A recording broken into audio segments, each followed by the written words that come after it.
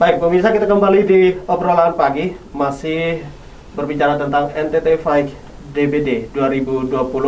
Bagaimana tadi kita sudah mendapatkan informasi dari Dr. Hendrik Tokan, spesialis anak, dan kembali ke Pak Dr. Jeffrey. Ini sangat menarik sekali apa yang sudah dikatakan tadi oleh Pak Dr. Hendrik Tokan. Ada penambahan mungkin? Baik, jadi terima kasih sekali untuk Dr. Hendrik yang walaupun sibuk melayani pasien dan tetap memberikan waktu untuk bisa live di forum pagi hari ini. Saya mencoba menggaris bawahi ya Bapak Ibu sekalian, tidak mau mengulangi, tapi rasanya memang kita perlu terus mengulang sebuah hal yang penting. Ya tadi sebagaimana disampaikan oleh Dr. Hendrik, ya bahwa DBD ini tidak ada obatnya. Ya, sekali lagi bahwa DBD sampai hari ini tidak ada obatnya dan memang belum ada vaksinnya. Ya, itu poin pertama. Ya, sehingga memang kita harus waspada terhadap DBD itu. Nah, bagaimana kewaspadaan kita? Maka tentunya kita harus menjaga supaya lingkungan kita bisa bebas dari jentik nyamuk. Tadi juga disampaikan atau kita semua tahu bahwa DBD ini faktornya adalah nyamuk. Jadi poin kedua adalah jagalah lingkungan supaya bisa bebas jentik nyamuk. Ya, berbagai cara dilakukan untuk itu. Yang paling mudah adalah 3M, paling mudah, paling murah. Ya, jadi bagaimana di rumah masing-masing keluarga menutup tempat air, ya, menguras air bila mana memang sudah terlihat jentik atau sudah memang harus dikuras, ya. Kemudian juga bagaimana menjaga lingkungan supaya bebas dari sampah plastik atau genangan-genangan air. Ya tadi disebutkan pot-pot bunga yang di bawahnya ada penadah air. Nah, itulah tempat-tempat hidup jentik nyamuk. Nah, ini kalau ini memang betul-betul bisa dibersihkan, maka rakyat akan terlindungi dengan sendirinya. Jadi 3M. Nah, kalau ini tidak berhasil, maka lapis keduanya adalah dengan larvasida. Ya, jadi pemerintah menyiapkan abate dalam jumlah yang proporsional cukup ya untuk disebar kepada keluarga. Dan di setiap tempat penampungan air, ya, bak mandi dan sebagainya itu perlu diberikan abatisasi. Ya, kemudian langkah berikutnya lagi juga yang juga menjadi pilihan terakhir adalah melakukan fogging. Melakukan fogging. Nah, satu hal yang perlu kita cermati, nampaknya masyarakat masih lebih dominan memilih untuk fogging, Bapak Ibu sekalian. Ya, padahal secara strategi fogging itu adalah langkah terakhir. Ya, tetapi justru paradigmanya terbalik. Masyarakat tidak mau melakukan hal yang mudah, murah, tetapi justru memilih hal yang terakhir yang tanda petik lebih mahal dan juga punya efek sampingnya. Ya, ini situasi kita yang harus kita perangi bersama. Bagaimana pemahaman masyarakat terkait dengan berbagai aspek dalam konteks pencegahan demam berdarah. Jadi fogging itu pilihan terakhir, Bapak Ibu sekalian, bukan menjadi pilihan utama. Ya, banyak situasi kita dengar, begitu merebak kasus DBD, masyarakat selalu mengharapkan fogging, dan seterusnya fogging. Padahal sesungguhnya itu adalah strategi yang terakhir dan sesungguhnya itu bukan pilihan utama, Bapak Ibu sekalian. Ini tolong masyarakat bisa teredukasi melalui forum ini. Ini harapan besar kita. Jadi poin di situ ya, untuk tindakan pencegahan. Nah, tadi banyak minum, ya, banyak minum.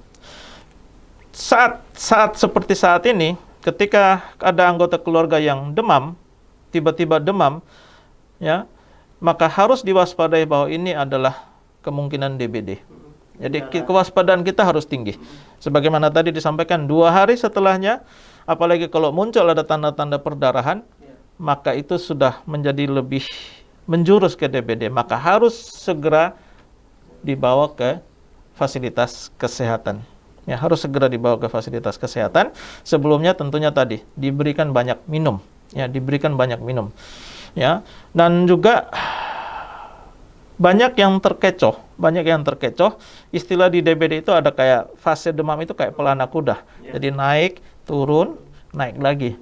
Ya, tadi disampaikan oleh Dr. Hendrik informasi yang bagus bahwa ancaman terhadap nyawa justru terjadi ketika fase demam itu mulai turun. Ya, di tengah masyarakat kita menganggap bahwa wah, anak saya yang tadinya demam terus sekarang sudah turun demamnya, berarti dia sudah mulai sembuh. Nah, justru ini adalah jebakan jebakan Batman ya. Jebakan Batman. Justru di situ fase kritis, ya.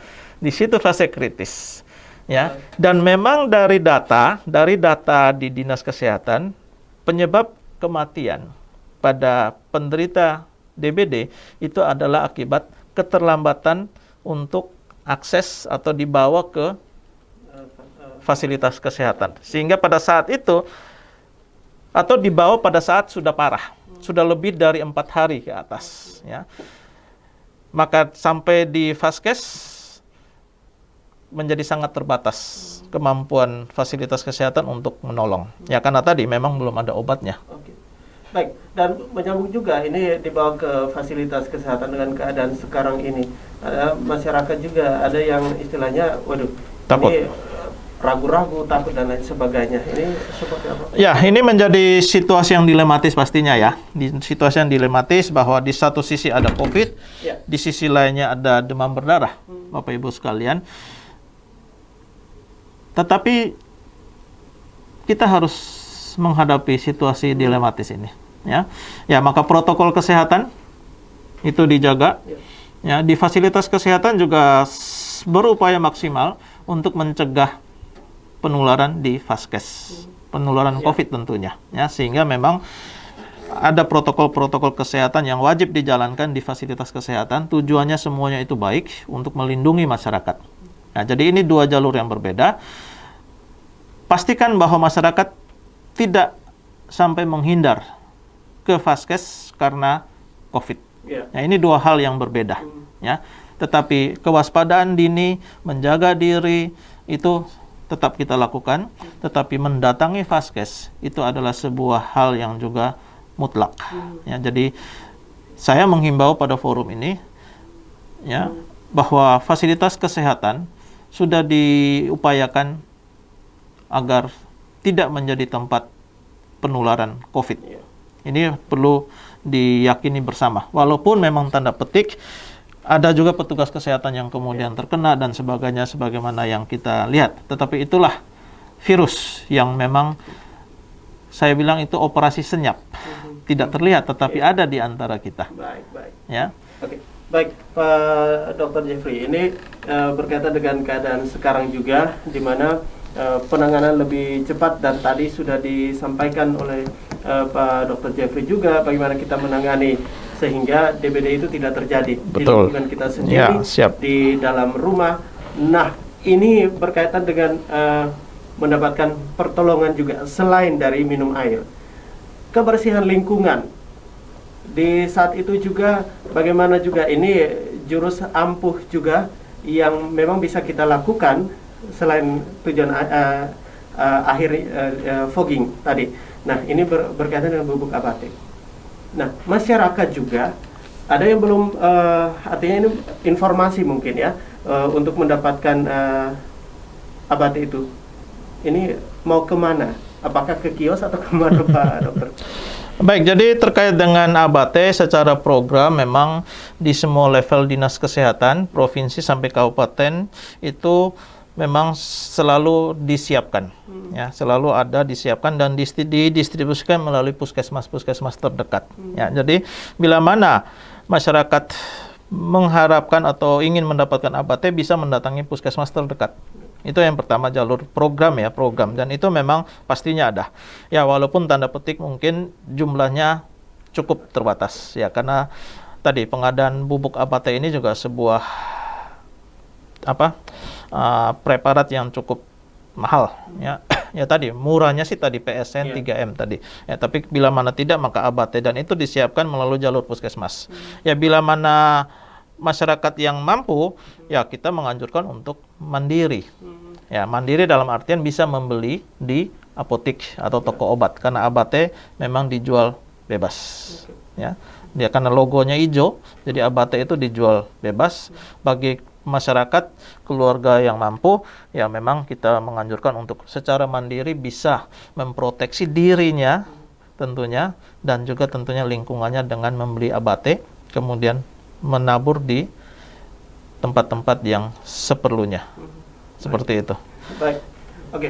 Dan ya ini satu pertanyaan terakhir, tapi sebelumnya kita break sebentar, Dokter Jeffrey, dan juga untuk Anda pemirsa, kami akan segera kembali tetap bersama kami di obrolan pagi.